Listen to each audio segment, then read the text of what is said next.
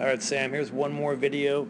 I thought it'd be helpful to have you up next to somebody for some side-by-side comparison. We got here A1, one of the academy coaches. Let's check you guys out. So here you are, top of the turn. Trying to roll up the skis on edge, using a little more inclination or lean to get them up. You obviously see that divergence we were talking about before with, skis going that way, different ways, but you can see your body orientation is a lot more just like that. Let's see, Andrew here, really uses more ankles and knees to roll up the skis on edge to a nice high edge angle platform to push against. So he's kind of more like this and like that. Clearly has more weight on the outside ski. So you then sink a bit here, and so does he. He definitely presses, but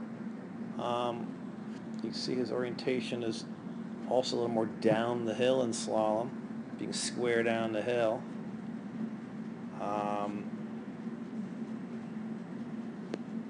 You can see how he's going to have his feet, the width, he maintains that width, comes through and really keeps a nice wide width through the transition. So the top of the turn, he can really roll them up and get some pressure up there. You can see his outside ski is pretty well bent.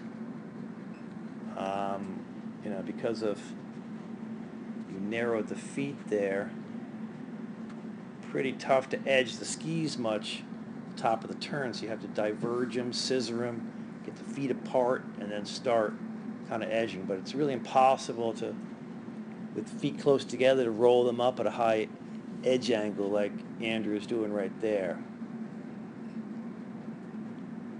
But you can see ankles and knees, and you tend to be a little more hippy. You're what we call a hippy. You sink and drop the hip in and kind of collapse forward at the waist. You can see Andrew over here. He definitely, he pressed the skis for sure, and he did sink down, but his sinking motion was more in the legs. You can see his upper body is still, fairly upright. He's not as bent over at the waist. Right. One other thing he does really well has a nice early pole plant right at the end of the turn, helps him get recentered, rebalanced, and can move to the new ski. Your pole plant comes through. I don't know if really pole planted there, but that's okay. But it's really in the middle of your transition, almost as you're starting the new turn. And I'd want to see it like right there, where you are in that turn right now, the end of the turn. So pole plant a little earlier. But the main thing is using ankles and knees more, because keeping a consistent width. You're very hippy, and press the skis not by sitting down and dropping the hip in and collapsing at the waist, but use those legs.